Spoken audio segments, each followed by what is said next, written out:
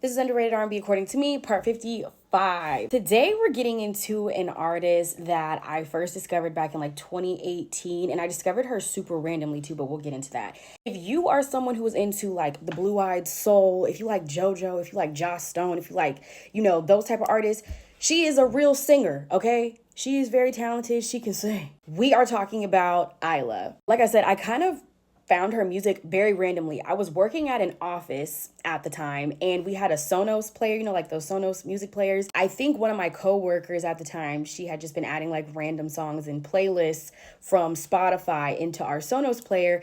And one of Isla's songs came on. It was called Juice. That was the first song I ever heard. And I was like, who is this?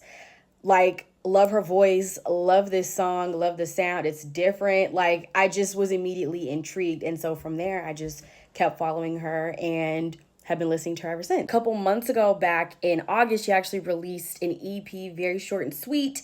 And this was when I actually came back to her music because I hadn't really listened or heard anything from her in a while, and I saw that she had an EP come out. So today we're talking about her EP called Corset. I actually just found out right now as I was prepping for this video that this EP came out a few days before her debut album, which is called Weeping Angels. So now I have to go back and listen to that because I didn't even know the album was out already. So I'm gonna go back and listen to Weeping Angels, but today we're gonna talk about Corset.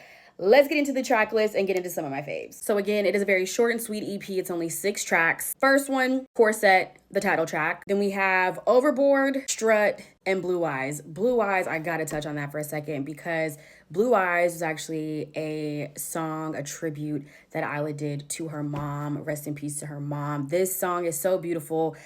It's one of those songs where it's like, I listened to it once and I was like, I don't know if I can listen to it again because I was bawling throughout the whole song, but it's so beautifully written. It's such a beautiful tribute. I also saw a clip of the video as well and I had to turn it off. I was like, I have to film. I can't do this right now, but such a beautiful song. Once again, rest in peace to your mom, Iyla. And it was just such a beautiful tribute to her. This EP, very, very beautifully done. I always love the writing in Isla's songs. I love the different R&B, soul, jazz, pop influences. She's definitely an R&B artist to me. I know there's a lot of other influences and fusion in there, but to me, she's giving R&B at the core.